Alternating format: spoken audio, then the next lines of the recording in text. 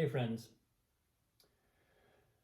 So, I have had one of those days where I thought I got an idea in my head. I'm gonna finish up my music studio here. I've had a music studio that's been like I've been using it for years, literally, since we moved into this house, almost 3 years. But there's a set of speakers that you can't see, but they're sitting right there that I have not yet managed to hook up. They've been just languishing. They're actually my kind of like higher quality studio monitors. I've got another set that I use that works totally adequately for a lot of things, but they were really designed to be my portable set that I took with me on the road. And so I thought to myself, well, let me just get these hooked up. How hard can that be? Well, that has taken me most of the day. And it's still not done.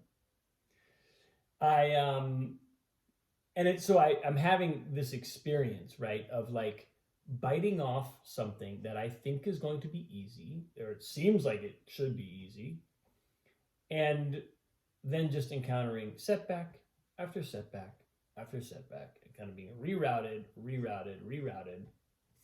And whenever I have that experience,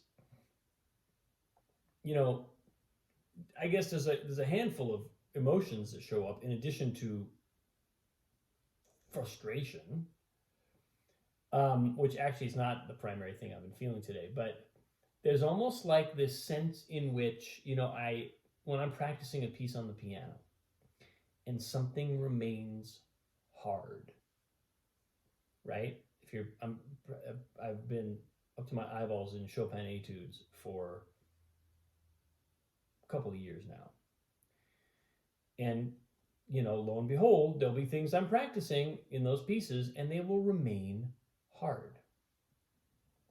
And funny enough, this is an interesting connection because just earlier today, just before I set out on my mission to finalize my music studio, which is now back on hold again, before I did that, I was sitting at the piano doing a little bit of quick, I took maybe an hour to practice, you do a little, it's just a way for me to use my mind to go in, unearth a bit of stickiness, or a little bit of gunk on the windshield, kind of clean things off. And there's a particular part of the end of the Black Key Etude, Opus 10 number 5, that's always been tricky for me. The left hand has to do this ascending pattern, and it's very simple. It's just sort of arpeggiated inversions of the chord spread out over about a tenth, it's usually like the low note, skip a note. It's kind of like they would call it drop two if it was a jazz voicing. And it's not, if I have the sense that it's not even one of the harder parts of the piece. There's stuff that took me much longer initially to be able to play. But yet, for some reason, it's the very end of the piece. It's the last sort of ascending pattern before the big, the big descending kind of final flourish. And I was thinking about it. I was like, well, today I kind of was like, well, what's hard? Okay, so it's hard to find where my low note goes. So I need to, but I can gauge that off of whenever I land on the high note, the next low note is just an octave away. So an octave away is a really easy, it's a uniform distance that I know like the back of my hand, literally, and I can always find. Okay, so I kind of figured that out a while ago. But then there's the second note of the arpeggio. What about that one? And for some reason, I don't know that I'd ever lensed in on the fact that that's where the difficulty lay, in the middle note of the arpeggio. So then I was like, well, what if instead of just preparing the low note with an octave, I also prepare the second note and I just play them as a chord and play that whole structure as a chord. And I don't actually play like this, by the way, when I'm playing piano. It's just I'm showing you. I'm doing a horrible job of illustrating.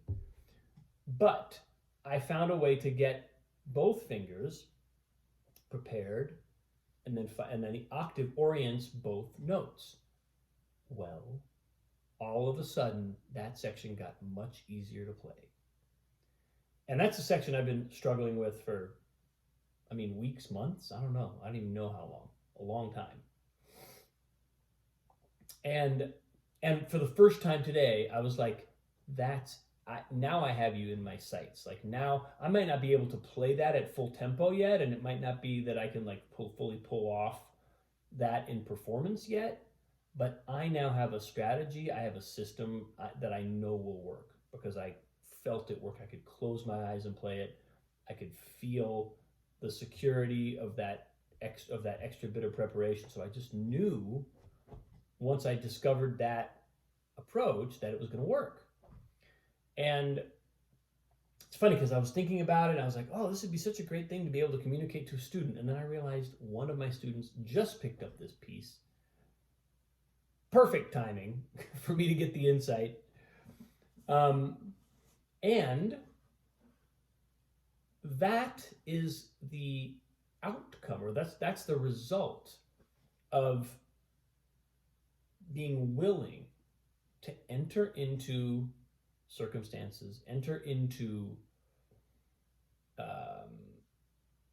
the pursuit of something, and just allowing it to be, allowing it to unfold as it needs to, and taking the setbacks simply as instructions, right? Today, on the very practical level, I'm like, okay, so this is an instruction. What's the instruction here? And I think one of the instructions may be to go ahead and like do a little more learning about how audio works, because clearly just walking into a store and buying some cables didn't do the trick. But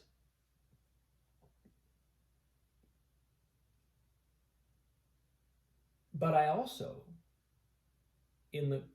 over the course of not actually being able to figure out how to get these speakers properly hooked up, because I can get them hooked up, they just make a bunch of noise. So now I got to deal with the cable, the extra whatever the electric stuff is that's going on in this room to make sure that I can actually just plug them in and not have them rumble. But in the course of doing that, I made a discovery that I hadn't made ever as long as I've owned all this equipment, which is just how to switch between the two sets of monitors. And it took me one little Google search and a little poking around pushing buttons, and now I know something I didn't know before. And it's something that's going to be invaluable, something that's going to be really, really helpful. So while I have not yet fully solved the problem, I have given myself the ability to know. It's like once I solve this problem, I will have also solved a set of other problems down the road. So my point is, I'm doing my best to take a day like today where it feels like I kind of spun my wheels for a bunch of time and not see it that way. Actually not allow myself to see it that way, because that's not a helpful way of construing what happened today. I took many sequential steps and I hit some barriers. That's how life goes, right? Like that's the way it is sometimes. You got to hit the barriers. You got to be willing to just keep plugging along. And I guess I'm appreciating the fact that I am even willing to be patient like that, because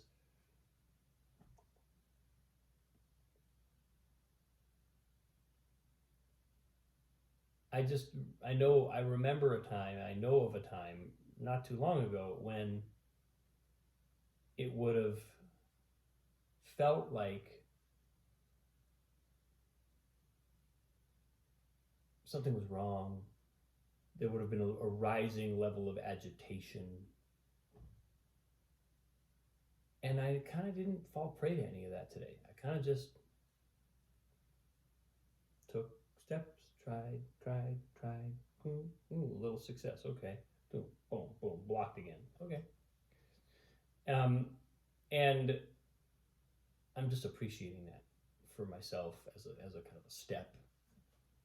Um, and looking at, you know, how I can build on that. How can I really embrace that as my MO, because I get the sense I will get so much more done. That's also what that was the MO that helped me at the piano, not just kind of keep trying to do the same thing the same way, but just step back and say, well, hold on, what's actually the difficulty here? You know, defining the difficulty. That, I mean, that phrase, that idea, that notion of defining the difficulty, because difficulty feels overwhelming when it's undefined, when we don't actually have a clear sense of what it is. It's never undefined, it's actually always a very specific thing, usually.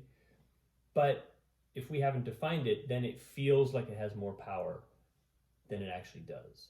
So, defining the difficulty collapses all that kind of excess unwieldiness down to a simple set of things that can usually almost always be approached, almost always be easily dealt with. So that's where I'm at, folks. Thanks for watching today. I appreciate you.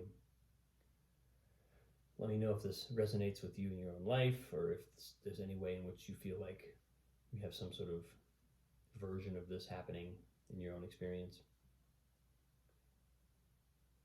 Thanks for watching. Have a great day. I'll see you soon.